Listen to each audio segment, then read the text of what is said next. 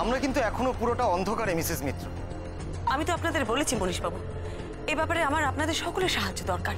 আমরা নিশ্চয়ই আপনাকে সাহায্য করব, কিন্তু কি সাহায্য চাই সেটা যদি বলেন। কারণ এই পারিবারিক শত্রুতা বিষয়ে আমাদের সত্যিই কারো কোনো ধারণা নেই।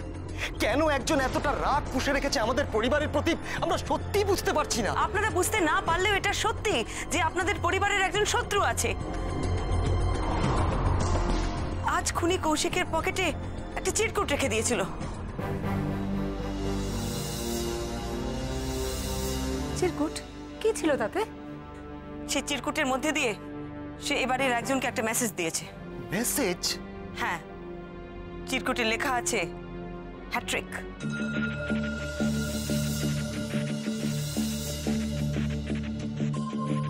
হ্যাট্রিক? হ্যাঁ, আর এই মেসেজটা খুনি পাঠিয়েছিল মেসোমশাইকে।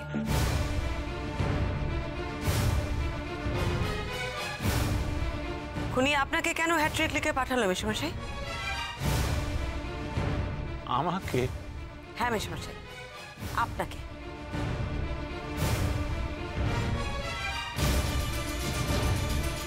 বাবাকে কেন খুনি কোনো মেসেজ পাঠাবে? কি বলতে চাইছেন কি আপনি? সেই কাল থেকে তোমার বকবক শুয়ে যাচ্ছে। হ্যাঁ, কেন এত বাজে কথা বলছো তুমি? দাদাকে চিঠি লিখতে যাবে কেন? সে কি দাদাকে চেনে নাকি? চেনেন তো নিশ্চয়ই।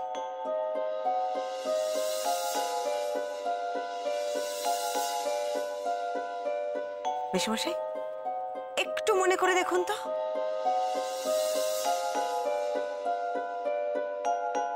মিসেস মিত্র, এটা কিন্তু আমরা আপনার কাছ থেকে আশা করিনি। আপনি বাবার দিকে কেন আঙুল তুলছেন? বাবার বয়স হয়েছে, নির্বিবাদী মানুষ। খুনি কেন বাবাকেই মেসেজ করতে যাবে? দেখুন, আমার প্রথম সন্দেহ হয় আপনার দাদা মৃণাল বাবু খুন হবার পরে।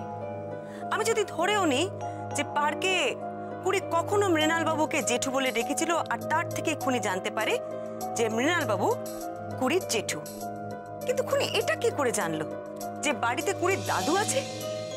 তার মানে এই খুনটার মধ্যে দিয়ে খুনি কুড়ির দাদুকে কিছু একটা কমিউনিকেট করার চেষ্টা করছিল।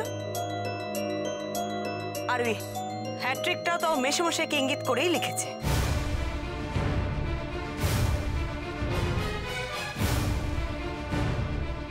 আপনাকে মনে করতেই হবে মেসোমশাই, কে এইভাবে খুন করতে পারে?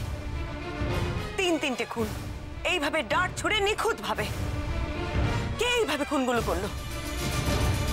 বলুন মেসোমশাই, আপনাকে বলতেই হবে।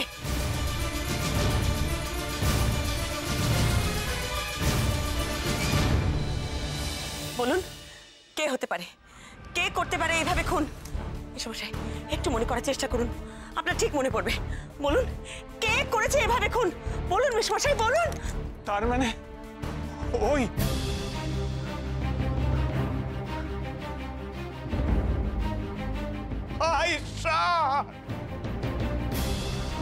মেসোমশাই,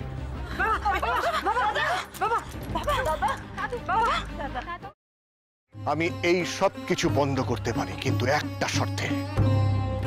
তোমাকে আর দুর্গাকে আমাকে ছুঁয়ে কথা দিতে হবে এর সাথে তোমরা কোনো যোগাযোগ আর রাখবে না।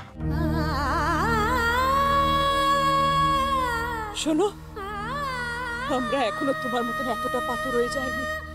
তোমাকে ছুঁয়ে আমি এত বড় কথাটা। এটাই আমার শেষ কথা তোমাকে।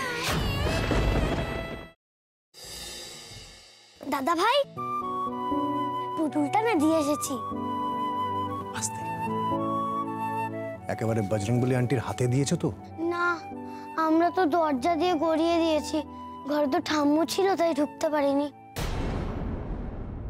মা ঘরে ছিল? এ বাবা, যদি মার হাতে পড়ে তাহলে তো মুশকিল। ওনার কোনো সর্দারজির সাথে পরিচয় ছিল? সর্দারজি? না। ঠিক আছে, আমি তাও বলবো আপনারা একটু ঠান্ডা মাথায় ভাবুন। আসলে আমার জানাটা খুব দরকার। আমি তাহলে আসি, কিছু মনে পড়লে আমাকে অবশ্যই জানাবেন। আচ্ছা।